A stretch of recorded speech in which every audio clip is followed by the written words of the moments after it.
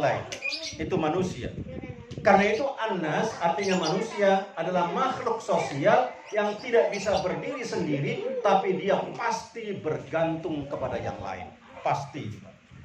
Ini kalimat An-Nas menunjukkan kita pasti bergantung pada yang lain. Karena kita itu pasti bergantung pada yang lain, makanya kita diajarkan silaturahim. Disuruh membangun silaturahim satu dengan yang lain. Supaya hubungan kita normal dalam silaturahim itu. Kenapa? Kita itu saling membutuhkan dalam kalimat An-Nas itu. Masya Allah, manusia tidak bisa berdiri sendiri, tapi dia pasti butuh sama orang lain. Mohon maaf, ini mohon maaf. Jangan sombong jadi suami. Kita juga butuh istri.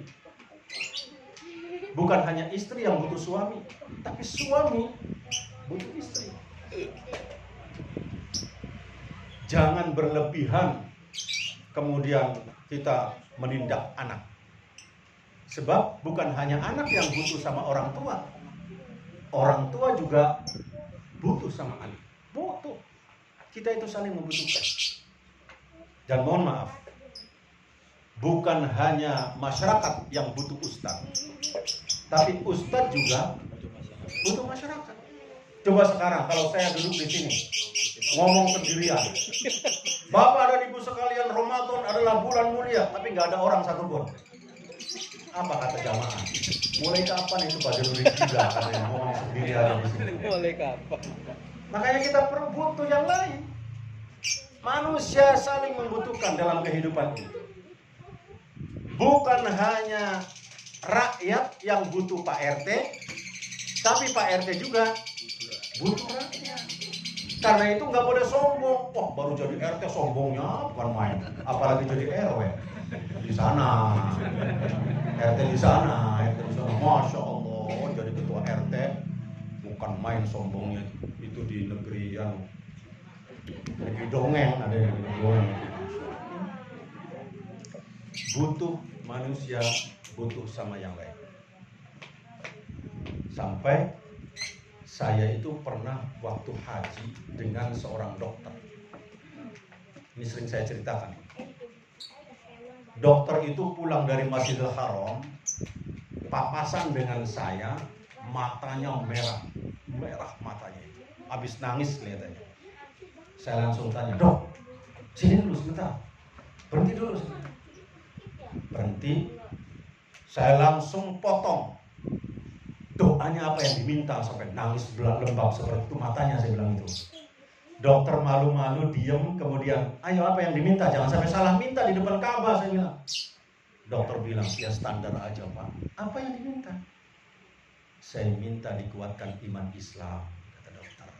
Dan kemudian hajinya haji mabrur. Terus apa lagi dong? Masa saya harus cerita semua? Jangan salah, saya bilang, nanti minta istri yang kedua. Enggak lah, kata dokter. Terus apa yang diminta? Dokter bilang, saya punya anak 2. Satu lagi kuliah di Australia dan satu di Jerman. Saya minta sama Allah, betul-betul minta harta untuk biaya anak. Coba kalau dokter di depan Ka'bah, ya Allah, saya punya anak 2, ya Allah, satu di Jerman, satu di Australia, ya Allah. Tolong ya Allah, sepulang haji ini berikan saya rezeki yang banyak ya Allah. Kalau dokter minta rezeki yang banyak itu artinya apa? Minta artinya apa? Minta banyak orang sakit ya.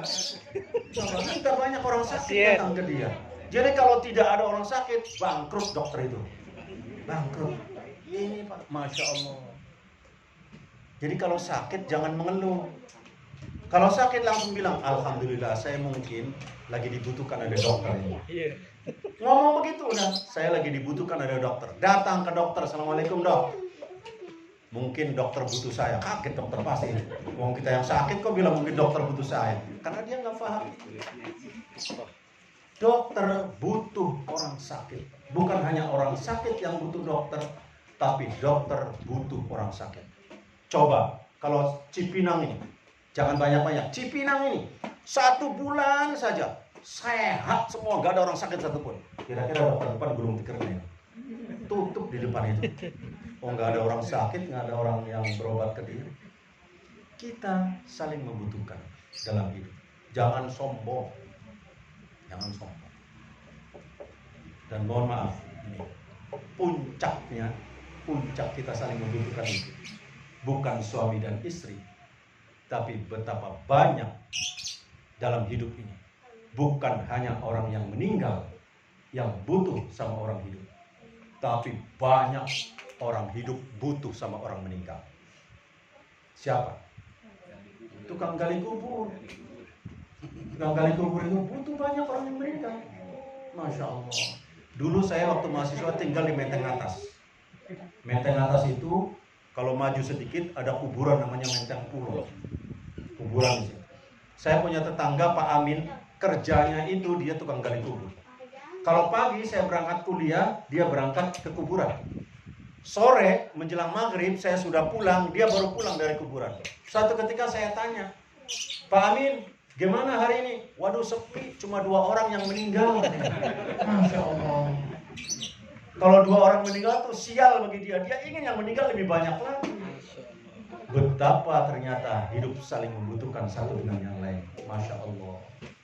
Disinilah pentingnya kita silaturahim, saling membangun kepentingan satu dengan yang lain.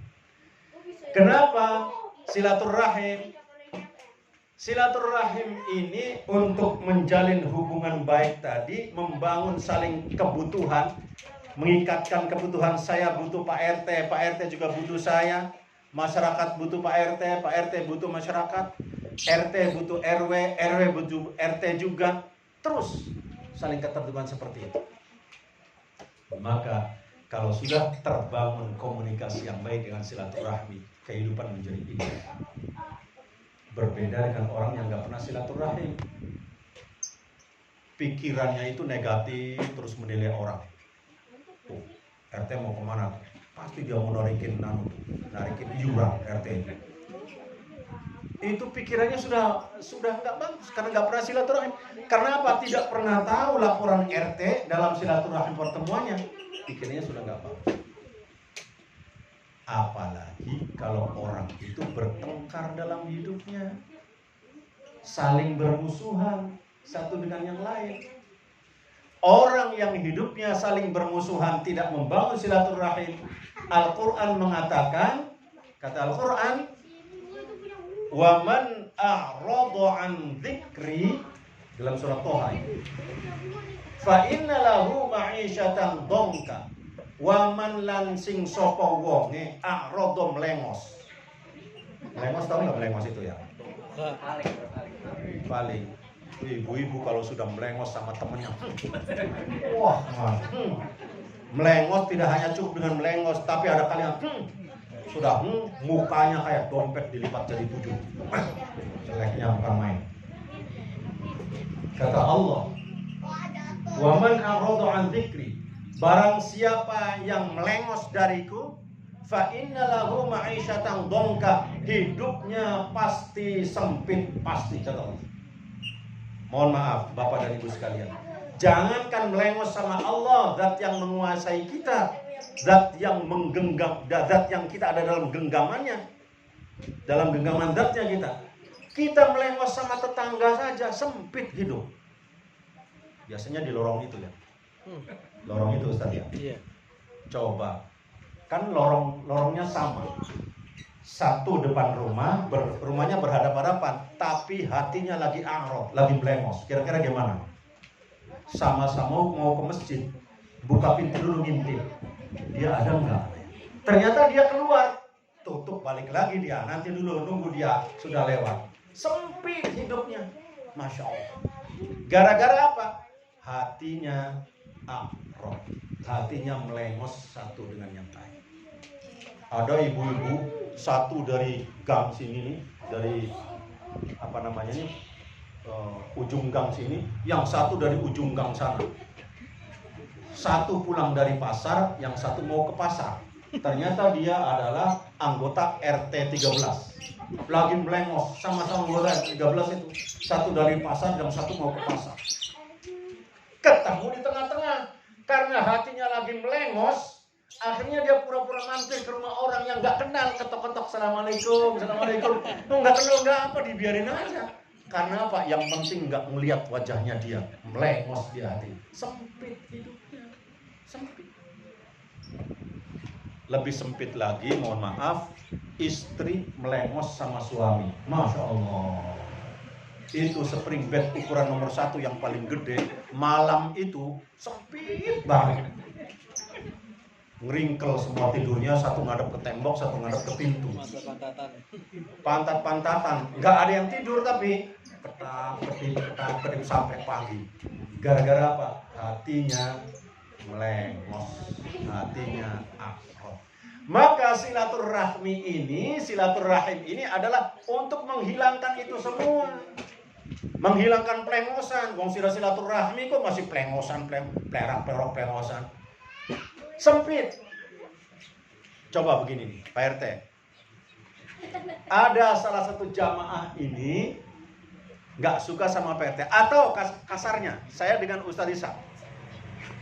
Saya maju dari sana, nunduk, saya nggak kelihatan, nggak lihat siapa-siapa.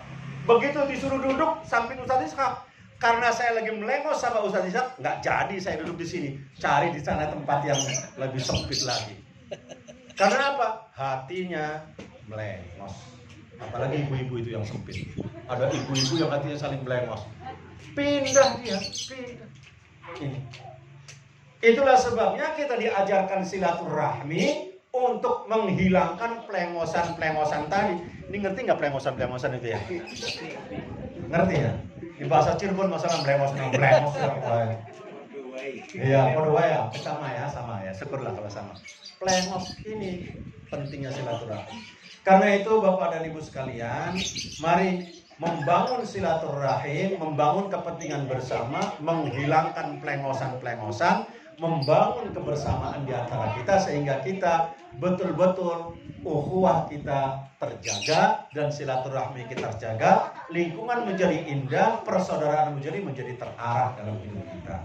Semoga acara kita ini di RT 5 dan RT 6 tidak ada lagi keluarganya yang saling melengos, tapi bersatu membangun lingkungan yang aman, kehidupan yang indah, sehingga kita betul-betul ada dalam ridho Allah Subhanahu wa taala. Terima kasih dan mohon maaf. Wallahul muwaffiq ila aqwamit thoriq. Wassalamualaikum warahmatullahi wabarakatuh. Waalaikumsalam.